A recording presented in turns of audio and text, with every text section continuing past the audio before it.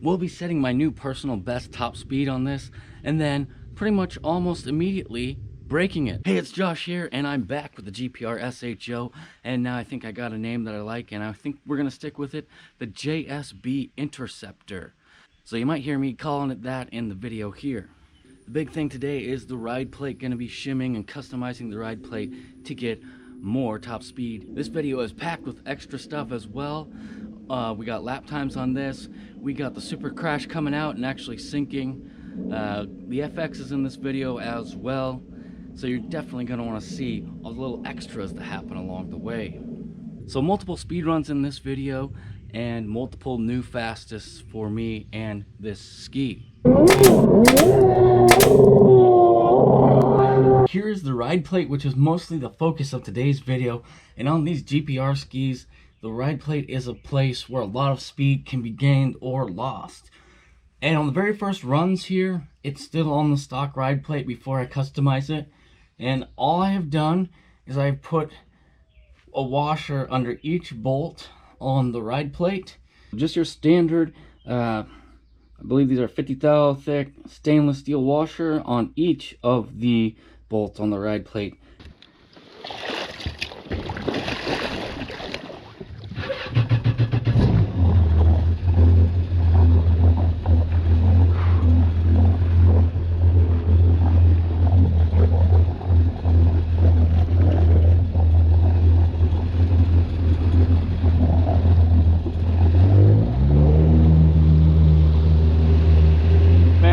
Out today, holy cow.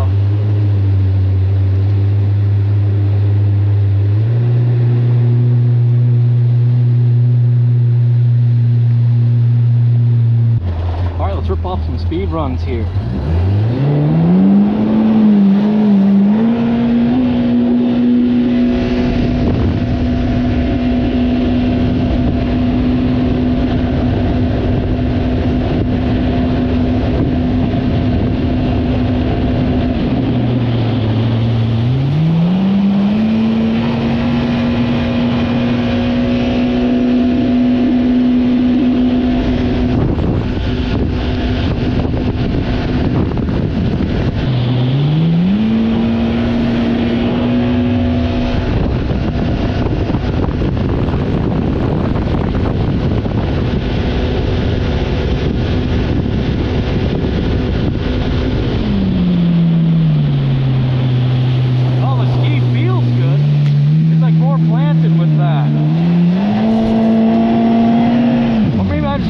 Crappy stuff lately, that could be it too. 74.2, so we may have slowed down a little bit because of that mod, but it could be just the fuel in the tank. We're gonna go ahead and run some buoys here just for fun.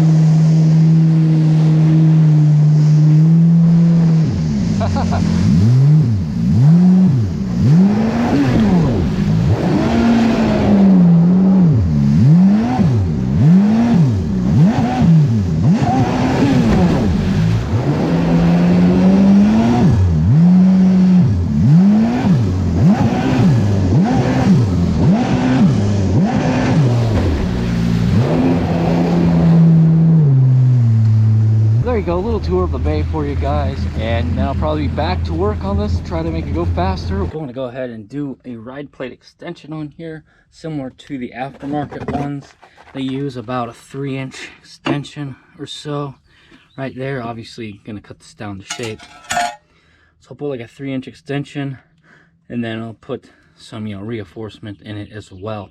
I do know that some of the aftermarket ones are kind of angled up a little bit more and sort of have kind of notches on them.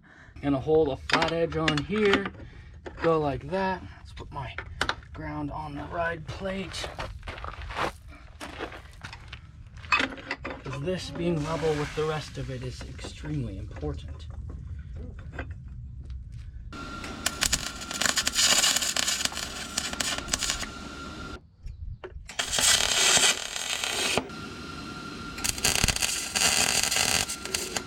Clean the surface area that I'm going to be welding. Keeping it on a flat surface here, so hopefully it will sort of stay flat as I weld, because it will heat up and try to bend.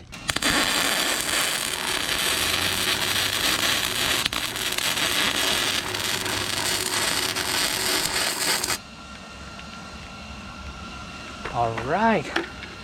You guys will probably make fun of those welds. That's fine. I'm not a professional welder. Got some little triangles on there for support. Obviously, I'm going to grind everything down. This is a little bit longer than I'm going to want it in the end, but I'm just planning that I can just, you know, cut it off. Try a few different lengths. I did some welds that weren't total crap. I mean, they're pretty crappy, but they weren't total crap, so I'm sort of proud of myself. Yay. And I got to grind everything so it's all nice and smooth, and we'll be ready to go. Finished ride plate. Looks like I need to grind that area a little bit more, which I will.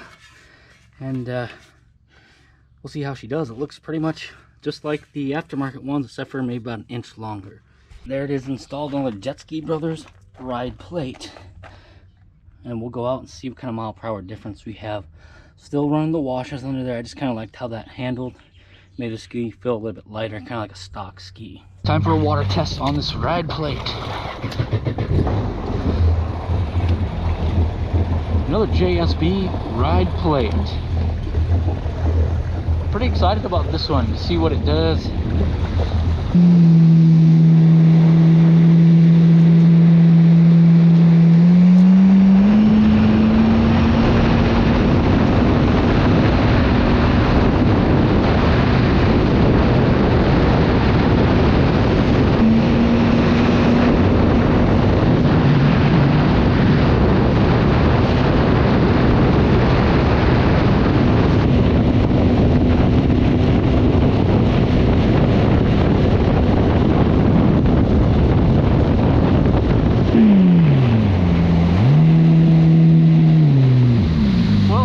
Guys, the handling is much nicer.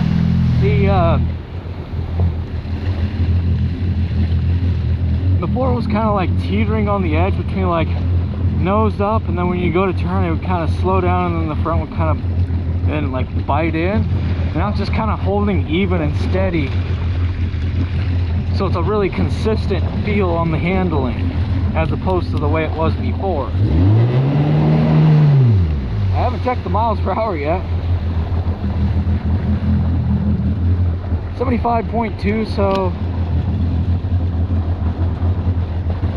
probably the ride plate is a little bit too long, so I'll probably end up taking like half an inch or an inch off of the ride plate at some point. I don't know how to describe the handling. It feels a lot lighter now and also more predictable.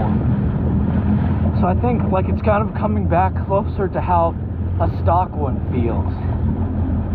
And I think part of that is how it handles the speed. Like a stock one is designed to handle the speed that it does, and this one, how it was going, it's going faster. I believe the weight is shifted a little more forward, Now I've got the mods kind of set up right to get it back to sort of a nice stockish type feel, where it just kind of feels comfortable, like it's not going to kill you or anything. Working on this, the JSB Interceptor. I like that one. I think that name will stick with it. It makes more sense than anything else. Doing the ride plate, and I'm just kind of truing everything up on the belt sander, but I also cut a little bit off the end with the bandsaw. And when I built this ride plate, I knew it was longer than it should be, and so I just took, I think it's like 3/4 of an inch, maybe half an inch, I don't know. Zip that off, but tried to follow my line exactly, but obviously a little bit wavy because the bandsaw, but I'll just clean that up here on the belt sander. And then, like, you know, I'm running the belt sander on this to flatten everything out. Just trying to really smooth this thing out, try to get our best result we can out of this. And I thought about trying different shims on the ride plate with the extension on there, but you know, you figure the companies who make these did their R&D, so mine being way longer, there's probably some reason they don't do that. So if it turns out I don't like it, I'll weld that piece back on, but I'm gonna go with this setup for now, and I'll try some different shims, kind of see where the top speeds and the handling feel is on it, and we'll kind of go from there. I'm going over everything, trying to get it all nice and smoothed out so it'll flow water across it nice and easy.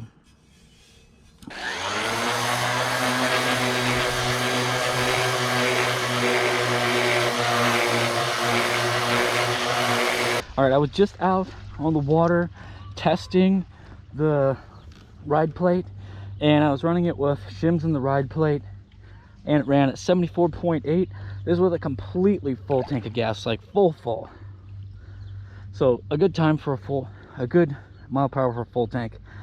But I have to tinker, so I pulled the shims out. I'm gonna go out and test again. Gonna hit the track and see what kind of time it lays down as well. He is already warmed up, so I was just out about 5 minutes ago. Pulled the ride plate off real quick, switched out the washers. I'm gonna adjust the camera. Okay.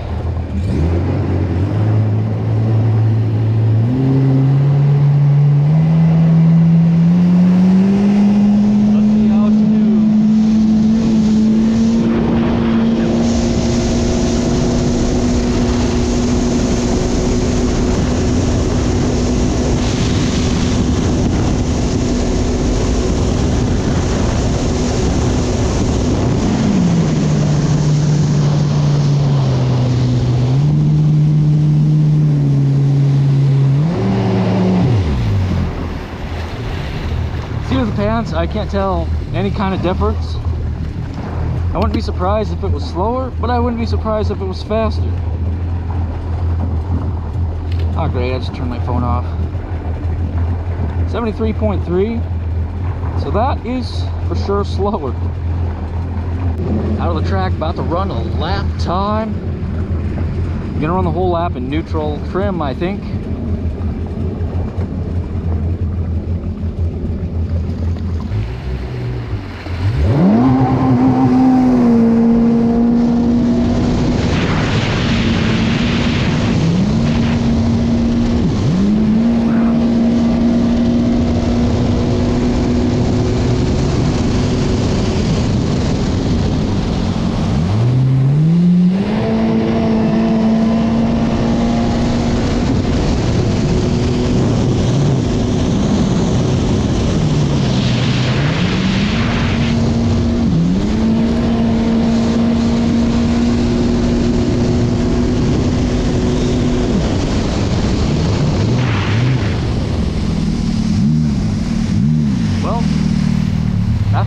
Perfect around the turnaround pole.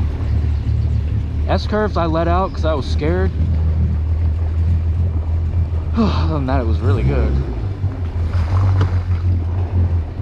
Out of the track again. Gonna run the JSB Interceptor one more time. The tide is literally just shifting, so all the water is just sitting still, so there's no stream going out, no stream coming in. The ski is down to half a tank. It was at a full tank that previous lap time. I'm gonna run the whole lap and the nose down trim and see if that is any different. I'm just hoping it'll allow me to hold it wide through the S curves.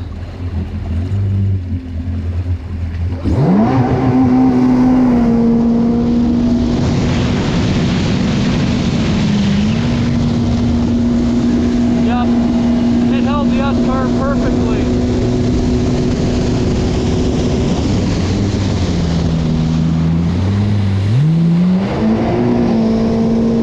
Not as good on the turnaround though.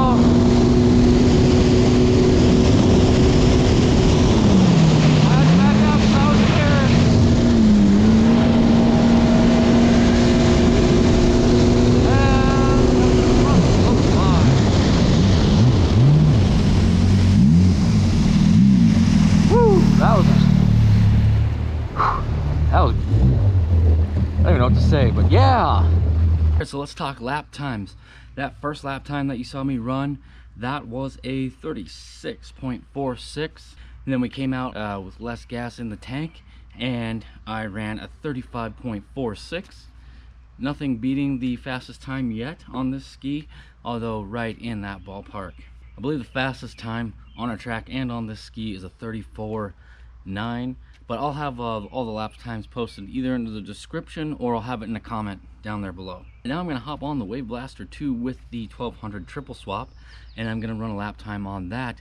And we didn't know this at the time, but it actually is missing a drain plug, so it's literally constantly filling up with water while I'm running this lap time. But gonna give you a lap time on that anyways. Should I run a bunch of practice laps and mess up and take forever, waste a bunch of pill? Nah, I say we just go for it. And start. Whoa, okay, I maybe should have practiced a little bit. This thing's like a freaking slot car. Like seriously, on rails.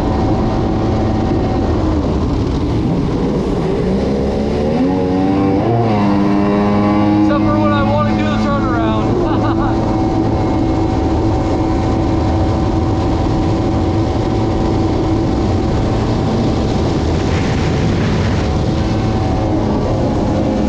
That's the danger on. And here we go. Across the line. Man, handling on this, holy cow. Literally like a slot car. Except for when I went for that turnaround pull, it was like, nah, just kidding. So we'll see how it did on the lap times. Oh, Jacob wants some of the big dog.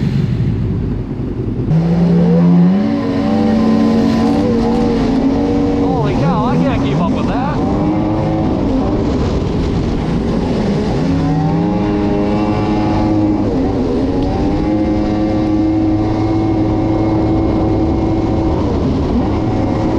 I need to check up yesterday.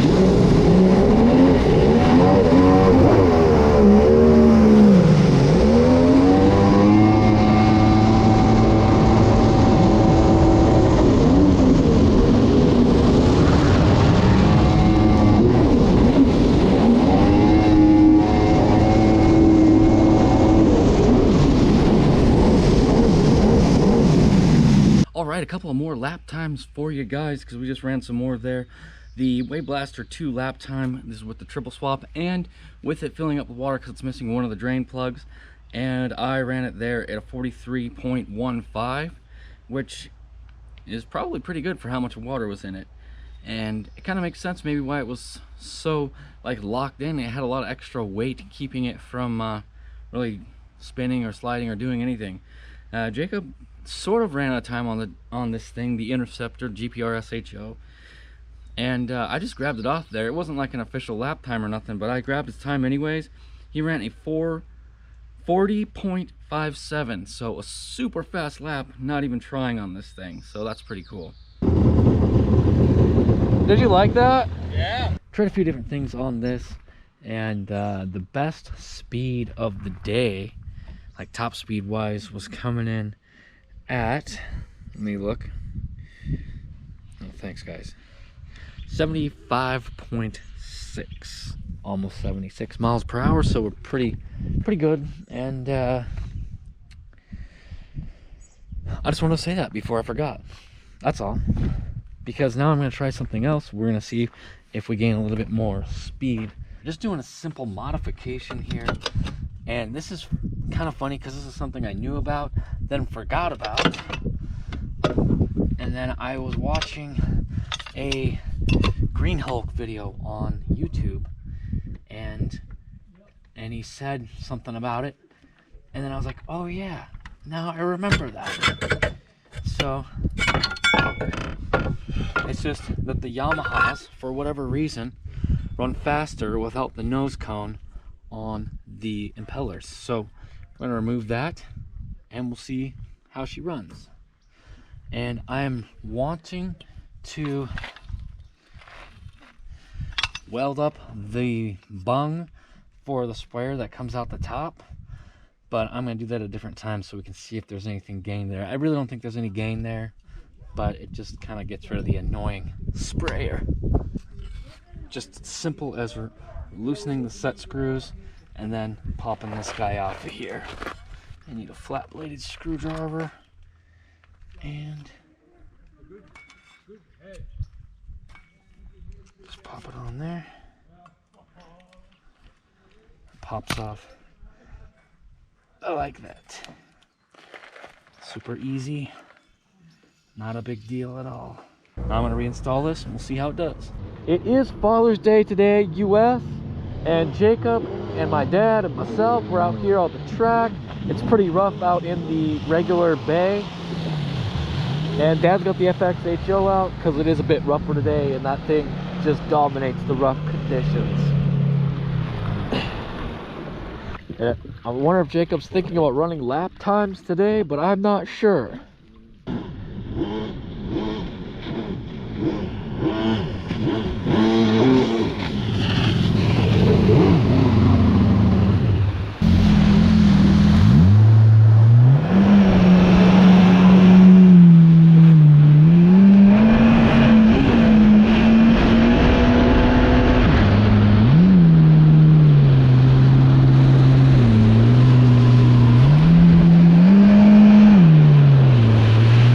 Jacob was running practice laps and some of his exhaust stuff came apart, so gonna just be on the safe side, tow that one back. So that one's kind of done for today. So if you guys have never towed a ski before, sometimes the engines will fill up with water, the one that's getting towed. So it's a good idea to pull your spark plugs out and make sure before you try to start it. Also, it can be difficult to tow sometimes if the ski doesn't want to stay in your wake and if it's just kind of like dancing around and darting around. So I mean, it's not ideal, but you know, sometimes you got to do what you got to do when you're out on the water. But yeah, just to let you guys know, you might want to check your engine to make sure it's not full of water before you try to start one after you tow it. And if you're wondering why that happens, it's because the water is still flowing through the jet pump, which pressurizes, and that pressurizes all your water lines and all of your water jacketing in the engine. So it's like it's running, but it's not.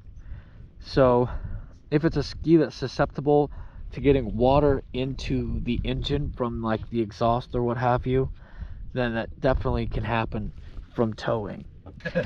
We have sunk this Superjet. This Superjet has been sunk. Except for maybe up to here, but probably the water was about up to here. So. Well, how could it be up to, oh, you mean it was sunk down that far? Yeah. Oh, okay. This thing was sunk. Well, just for continuity's sake, guys, we were going to tow this, and then the rope didn't fit because it's a Superjet, so it's that tiny tow hook on the front. So my dad went and grabbed the bilge pump to pump him out because Jacob realized he was sinking, and I went and grabbed a smaller rope so we can tow him back. And now We are attempting to deal with the situation at hand. Yeah, doesn't it feel great when this stuff happens? I like it better when it's not my stuff that's sinking. Yeah, me too. And it's also nicer that it's a smaller rig that's sinking. Yeah.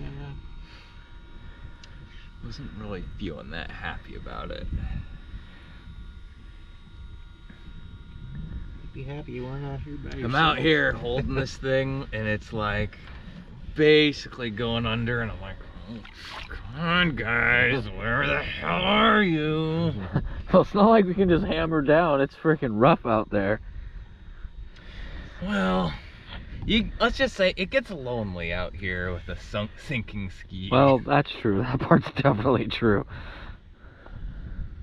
What, the fact that the tide's coming deeper all the time? Yeah. It's just not... Well, it like could only sink like barely submerging the whole thing. It's not like it was going like down, down, down. Well, you never really feel that great about your nicest ski with your most expensive engine totally sunk at the bottom of a saltwater little body. Right. Like, it's not actually my favorite scenario, but... Yeah, it's not like super fun or anything. Anything for the adventure, huh? Yeah. All right, they're gonna tow. There's still quite a bit of water in it. It doesn't seem to be pumping out, so something weird's going on. And Jacob says he hasn't removed any of the stock flotation from it.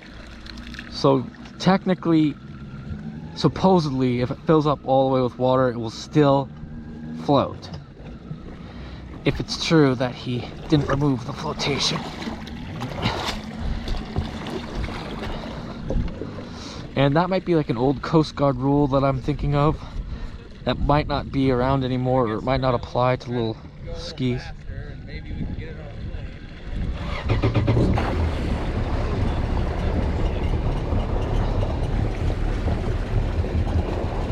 But this turned into more of an ordeal than I expected, really. And it's just because his ski is sinking, you know. Normally, it wouldn't be so tough.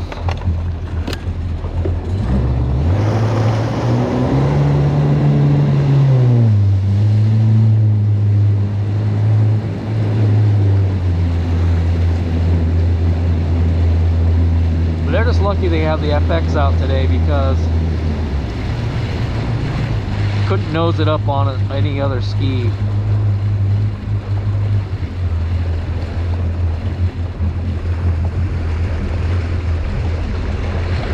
Well, I suppose probably could do it on this one, but the extra bigness of the FX, definitely where you want.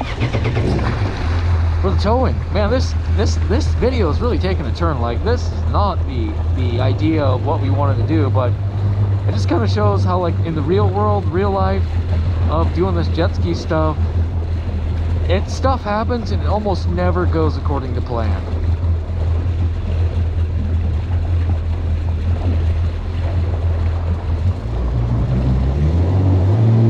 And I'm trying to record them without getting in their way, because it can definitely be stressful when you're towing like they are, because he's trying to keep the nose on the FX. He's concerned about it sinking. Well, I mean, it's his best ski with his best engine in it, so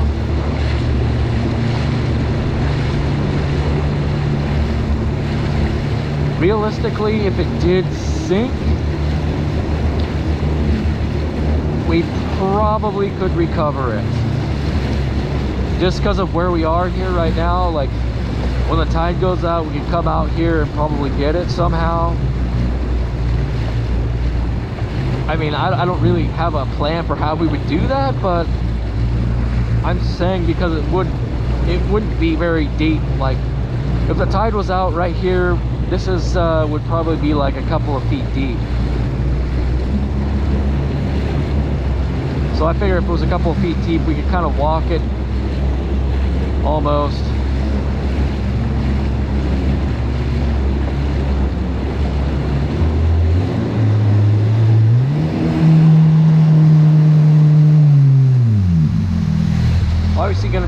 pain in the nuggets for him. Don't expect Jacob to be in a good mood after this. I mean, nobody would be. This totally bites.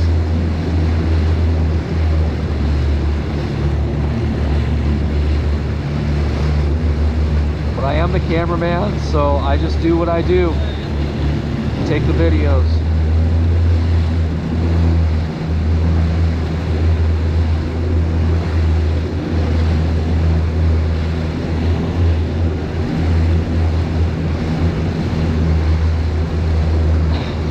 So there you go. I mean, I still hope to do a speed check on this.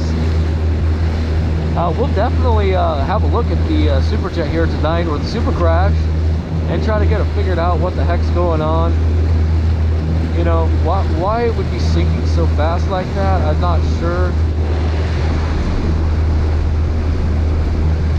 Because we had the bilge pump going and it pumped out a lot at first, and then it kind of stopped.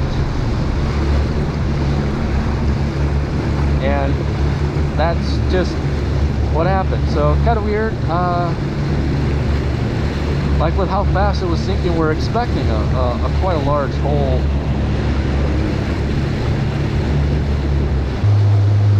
I'm sure Jacob's arms are definitely tired. I don't like. Yeah, I'll go get the tractor for them. It looks like they're gonna be okay.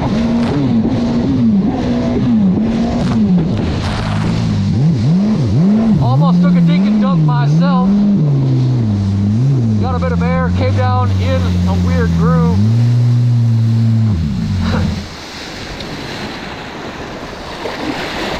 But fortunately the camera was rolling so you guys can see exactly what happened. I'm just gonna grab the tractor so it'll be all ready to go. Ready to pick these guys, ready to pick Jacob up as soon as he gets over here. Alright boys, here it is, we made it. I'm the only one who almost took a spill, so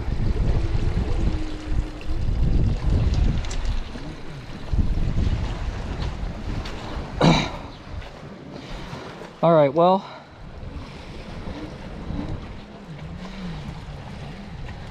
I'm just trying to see what it is, but probably know later on when it's empty of water. I'm in the river right now, so this is going to be a freshwater speed run. It's out here with my dad. Depending on whether I put this in the video, you'll either know why it's just me and him, or you won't. So that's all I'm going to say about that.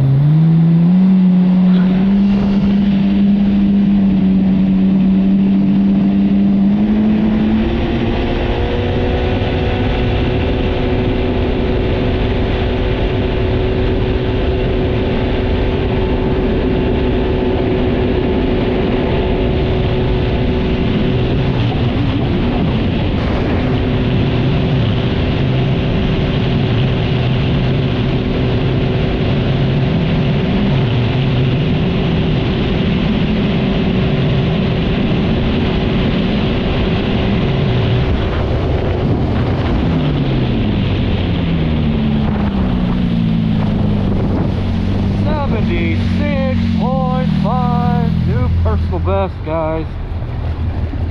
Like I said, I was just pulling that little thing off the pump cone off, or you know what I showed you before. Right there, 76.5. See what that is in kilometers for you Canadians and everybody else who's not from the US. 123 kilometers exactly. There you go. Change it back to miles per hour. New fastest. Yeah, how fast?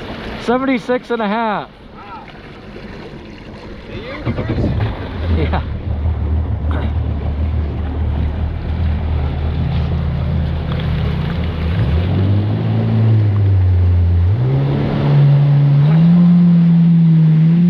Yeah, we didn't build my dad a ski this year. Usually we like rebuild the wave jammer for him.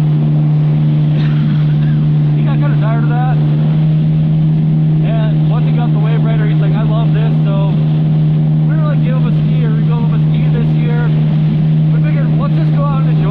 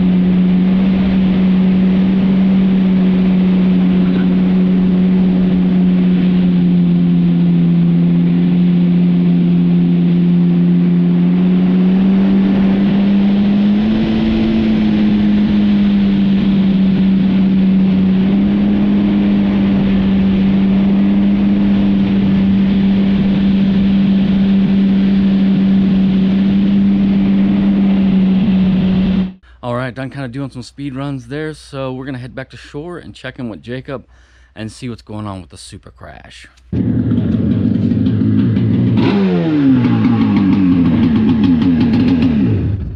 Oh, you're rolling, huh? Barely. Well, There it is, guys. The Super Krash still runs, so no Yep. permanent damage done. yeah, should be fine. We got it running pretty quick after it got water in it, you know. That's important. Yeah, it is important. I mean, yeah, so I mean, I've tried to wash it out with fresh water, you know, and really clean it up, and then just sprayed the whole thing down with a buttload of lubricant to try to cut down on the corrosion, but Right, so I'm assuming, did you run it on the hose already? yeah. And then Basically, we Yeah. got the problem we got is, well, we lost a power valve bolt, which is like, still, you know, it still runs like that. It probably ran the same with that, but the big exhaust coupler here blew out, and that was just because And that's why it was filling up? I With believe water? so. Yeah, and that wasn't a crash part. That was, I didn't have the right one, so that was a piece off a 750 SS exhaust. So down here where the expansion chamber couples with Yeah. the kind of like J pipe or That whatever you want to call it. apparently that blew apart or broke or burst or melted, but I haven't taken that apart. Just got her ran so that I can not be worried about it sitting after being all salty.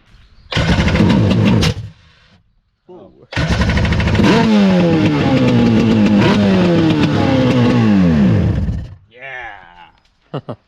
Well, it's a lot easier to want to work on something that runs good than something that doesn't run good. Yeah, this thing has weird problems, usually because I did something weird or it's just kind of a not conventional build.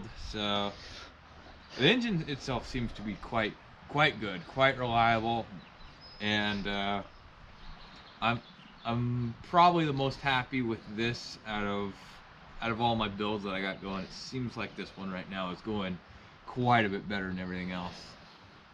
Right on. Well, as soon as Jacob gets this guy a little bit more fixed up, we're hoping to do like a full video just about this, because Yep. it is pretty cool. You guys ever get cranky when stuff kind of goes crappy for you?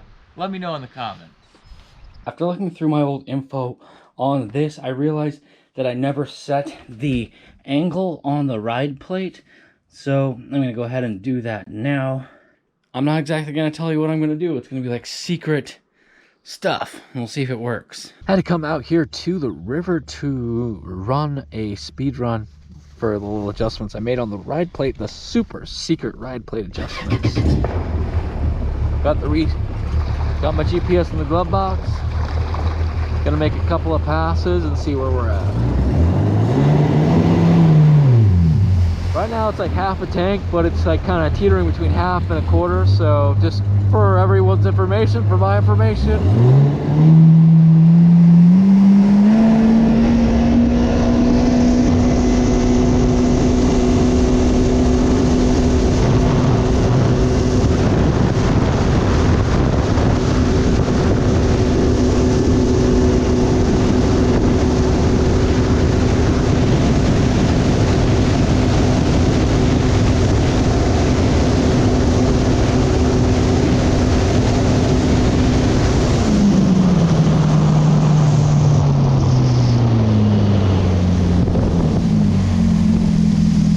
The tide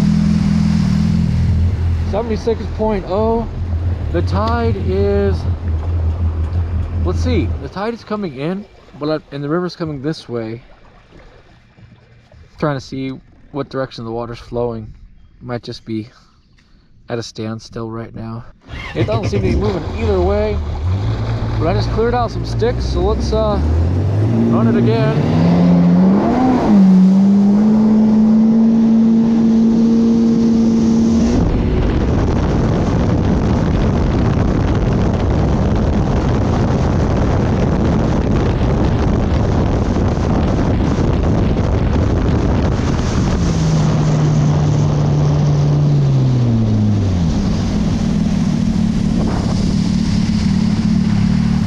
Holy cow, boys! My super secret mods 77.6. Well, dang. Definitely the secret sauce. I was like, it feels faster today, was what I kept like thinking. Let's see what that is in kilometers for you guys. Kilometers would be 125 kilometers. Oh, that's pretty great. New PB yesterday, and then today I tuned up the plate a little bit, did some little secret mods. 77.6. There was a lot gained there. And honestly, guys, I didn't even get the plate to where I wanted. There still should be more. Can you imagine what it's gonna be like when we decide to add power? Holy cow. Really a fun thing to build my own ride plate for this. I mean, obviously not from scratch, built it out of a stock ride plate. And there's still a little bit more tweaks and adjustments I kind of want to do on it. But I am really pleased with that 77.6 miles per hour. We are creeping right up on 80 miles per hour here. So just really getting all my stuff taken care of, locked in, get this thing handling solid before we start adding power. Because yes, we are going to add power, but I want to make sure the ski is fully prepared and ready for that power. But gonna be doing some more work on this, so there'll be more videos coming on this in the future. I do want to do kind of like a price breakdown of how much it costs to do this at some point. Probably be doing that fairly reasonably soon. Other things I got coming up, we got to finish up the XPDI and have that thing done and have that be the last video on that thing ever. That's going to be really great. Looking forward to that personally. I do have more videos on the miniature aluminum jet boat coming as well. I do need to get back out there on the jet sail. Have not actually had a chance to do that yet, but we'll be doing that fairly soon. Definitely got some more Sea-Doo X4 video coming for you guys in the very near future. So stick with us for that, because it's going to be good.